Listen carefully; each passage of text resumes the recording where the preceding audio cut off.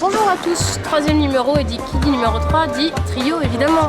Honneur aux dames, on va commencer par un trio qu'on a découvert il n'y a pas très longtemps qui s'appelle les Divalella.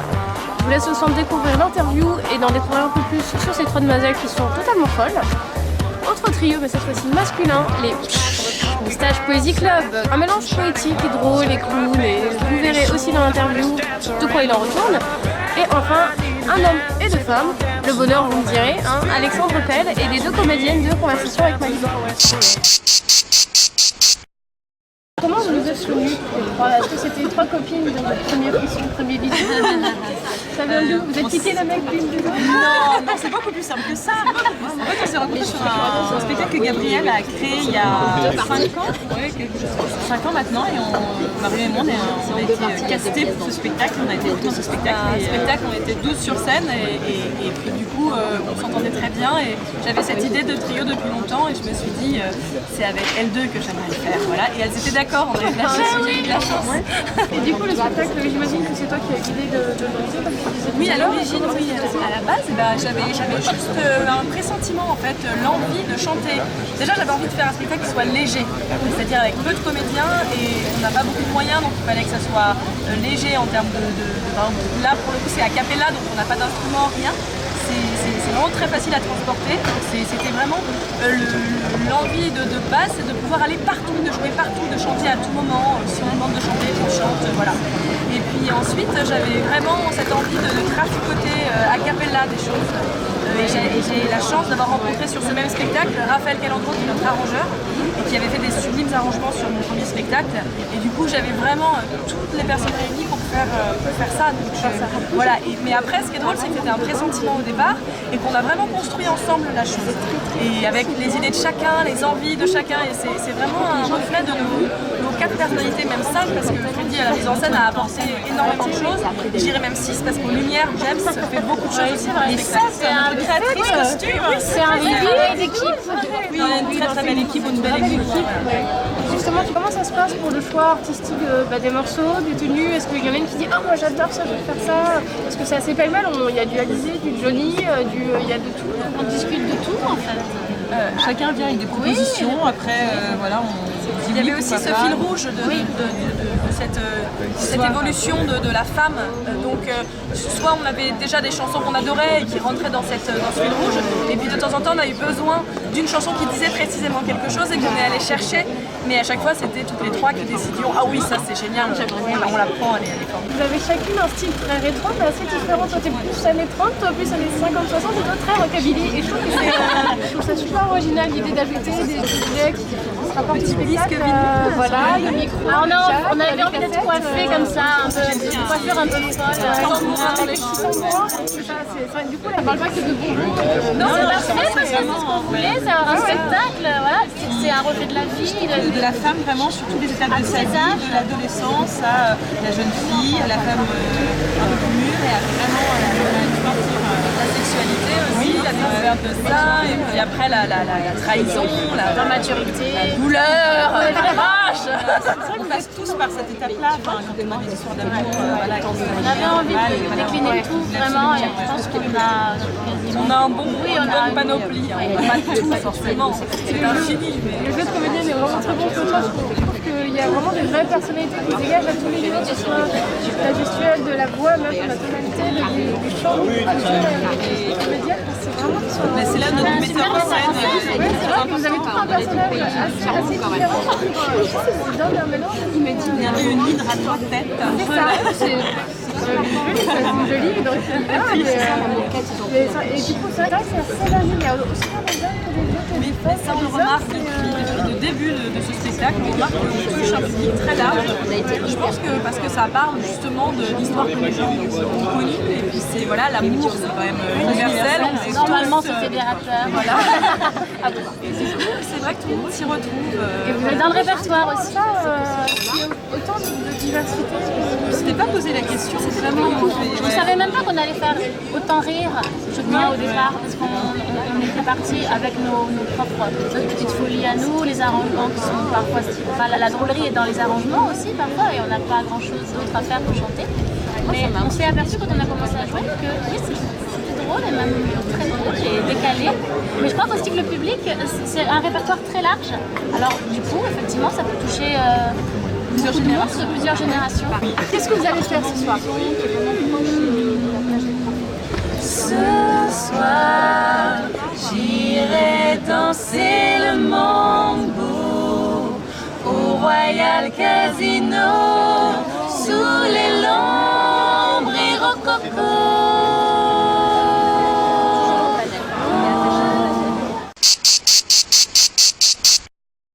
Merci à vous, le petit boucan. Salut. Déjà, c'est un petit cadeau pour vous. Je sais que vous êtes des gamins. Trop sympa. Comment vous êtes rencontrés alors, tous les trois? À la piscine de Saint-Maur. Et donc c'était notre premier spectacle, qui est un spectacle plus pour adultes, qui s'appelle Le Grandiloquent Moustache Poésie Club. Bonsoir. Et parallèlement à ça, on a fait pas mal d'ateliers dans les écoles, les collèges, les lycées. On ne pouvait pas faire nos textes pour adultes. Voilà. Donc du coup, on a commencé à écrire des textes pour enfants. Et une fois qu'on a eu quelques textes, on s'est dit pourquoi pas en faire un spectacle. On s'est pris au jeu, on ne voulait pas faire une simple adaptation du grand. Donc on a réécrit tout un spectacle Pour les petits. Et justement, quelle est l'histoire du petit boucan Moustache Poésie Club? Salut. En fait, c'est une intronisation, on intronise les enfants dans notre club. On les invite à une réunion secrète où on leur enseigne à sauver le monde. Pour les garçons, on leur dit que s'ils veulent du style, il faut que la moustache soit spectaculaire. Et que les filles, ça viendra sur ses temps. Bon voilà, on les intronise dans notre club pour qu'ils sauvent la planète. Alors, sur la planète, c'est une mission importante.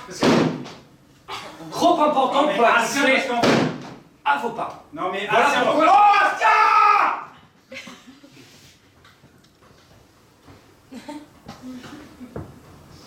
Tu peux me prêter le marteau s'il te plaît?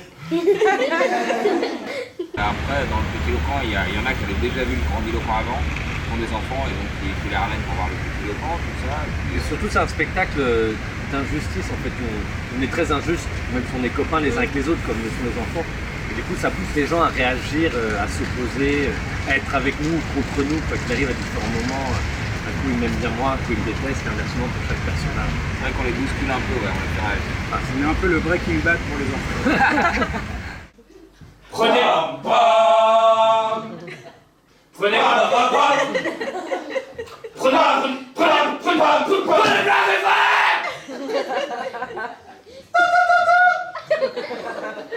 Pour nous, c'est essentiel que dans l'avenir, il n'y ait que des poètes ou des moustaches. Les deux. Ou les deux. Pour les deux, mais ça, c'est plus difficile. Nous, on a mis 48 ans avant d'arriver à...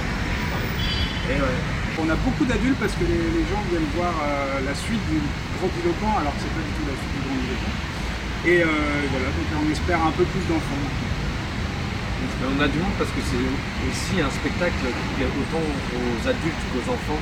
On l'a vraiment voulu comme ça, c'est-à-dire que les enfants doivent se marrer autant que les parents, et inversement. On l'a pensé un peu comme un dessin animé Pixar, un niveau dessin animé où il y a plusieurs degrés de lecture et tout le monde y trouve son compte. Je voulais pas que ce soit justement l'acteur bien, j'emmène mes enfants au spectacle, mais plutôt allez les enfants, venez, on va au spectacle quoi. Nous, ce qu'on préfère, c'est qu'il y a autant d'adultes que d'enfants. Ouais.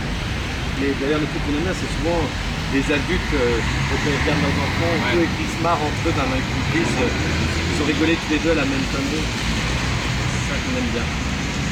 Pour l'avenir, quand on aura des enfants. Prendre un imbert par les cheveux, le regarder dans les yeux, lui arracher une poignée de sétif et la coller sous son pif. On va faire une suite du Petit Locan, qui ne sera pas vraiment une suite, ça sera un concert de rap pour enfants. On n'a pas encore le titre. On n'a pas encore le titre, mais là, comme à la fin du Petit Locan, il y a un morceau de rap qui fonctionne super bien quand il y a plein d'enfants dans la salle, ils font tous les bras en l'air et tout. Donc on s'est dit, on va écrire une dizaine de rap et on va en faire un concert. Sinon, il y a des suites prévues au Grandiloquent aussi. Deux suites du Grandiloquent. Une suite du Grandiloquent, disons, et un autre projet. Et un préquel. Ouais, préquel. Magnifico! Que de la cour entière, tout le monde soit à donc! Que pour le ranger, que porte en triomphe! Ouais! Un dernier conseil, manger 5 fruits et légumes par an. Par mois. Moustache gracias. Qui joue Antoine Duvernay, qui est un écrivain célèbre et connu pour ses abstinences sexuelles, qui change d'appartement.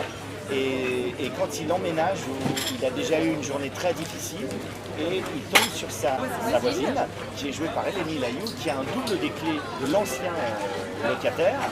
Et elle débarque et il la voit et il a un petit love pour elle. Et au lieu de s'avouer les choses, comme il est assez pédant et assez prétentieux, il décide d'ignorer les sentiments, sa libido et les sentiments qu'il a pour elle. Et il réprime tellement sa libido que moi j'arrive physiquement, je suis sa libido. Bien sûr, il devient un peu fou quand on lui parle, il me voit, il m'entend, mais bien sûr la voisine, il ne voit pas, il m'entend pas.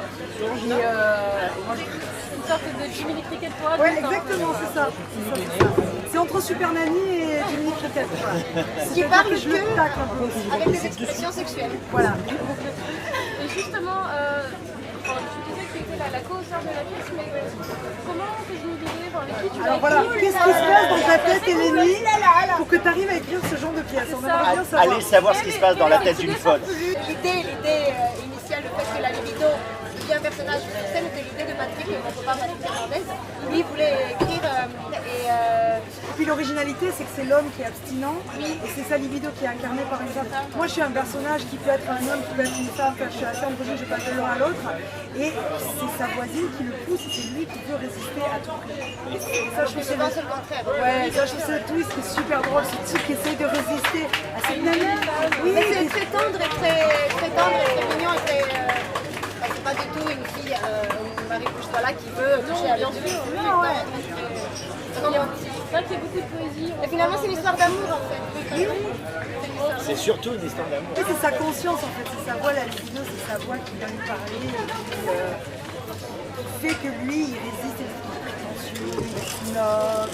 Parce qu'en fait, il est blessé, voilà. Donc on fait tous, mais il se cache derrière une espèce de posture là, comme ça qu'il prend. En général, les postures sont des impostures. C'est cadeau, ça fait. Alexandre Pell, auteur aussi. Justement, on parle de personnage. Est-ce que dans le personnage d'Antoine, c'est la composition ou est-ce que Ah bah non, Ah non, ça a non, été je écrit suis, pour non, lui. non, non, je suis abstinent sexuel. Voilà.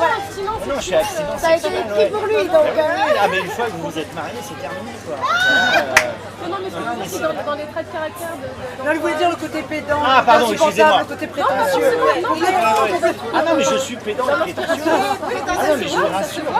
Pédant, espèce de petite connasse. Tu vas arrêter ton interview, là. Ça va, vous avez de la prétention, vous avez du pédant. Alors, pédant. 1515, Marignan. Non, mais ça peut être plus dans la construction psychologique du personnage, le côté un peu dans la retenue, un peu dans Mais en fait, ce qui se passe, c'est que plus je suis raide au départ et plus je suis prétentieux, plus après, je perds totalement le contrôle de mon corps et donc je deviens un peu complètement malade et j'ai des tics qui apparaissent, etc. C'est un peu l'évolution de mon personnage. Je l'ai construit à New York avec Robert De Niro et Robert me disait, en anglais j'ai pas compris en fait. Donc je me suis dit bon bah je vais faire des photos de... Get the fuck out of here. Et là j'ai compris. Ah là j'ai compris, non, j'ai compris que c'était d'une vulgarité, c'est américain. Je suis prendre des cours d'anglais en fait. Voilà, c'est ça. Hier, je suis allée voir le misanthrope et c'est un peu ce même style de rapport entre le misanthrope et Célimène, entre Alceste et Célimène. J'ai écrit un Molière. Mais oui, mais c'est ça, c'est-à-dire le mec pédant, prétentieux, qui se croit en dehors des lois de la vie. Et puis voilà, bon, Célimène, c'est intemporel, c'est universel. Est-ce qu'on veut être en dehors de la société, de dire non, je ne manquerai pas de ce pain, parce que juste on profite de la vie, on vit et on a un cœur, comme tu dis, et voilà, c'est super. Fin de la citation, fin de la parenthèse. Bravo. C'est pour ça que je dans la pièce. Arrêtez. Non, parce qu'Alexandre, c'était le personnage, c'était évident, c'était... c'est parce qu'il est pédant, c'est ça? Non, c'était lui. Faut être fort psychologiquement dans ce métier. On a tout de suite pensé à toi, Alex. Quand tu écris, t'as toujours quelqu'un en tête pour écrire ce personnage, même si c'est pas lui qui va le jouer. Mais pour nous, c'était lui. D'accord. C'est l'histoire de ma vie, quoi. Je fais l'amour, je suis agréablement surpris. Je fais du théâtre, je suis agréablement surpris. Je fais une côte de bœuf, je suis agréablement surpris. C'est l'histoire de ma vie. Je vais m'appeler Alexandre Pell, je suis agréablement surpris dans ma vie. Pourquoi pas faire un spectacle là-dessus? C'est ça.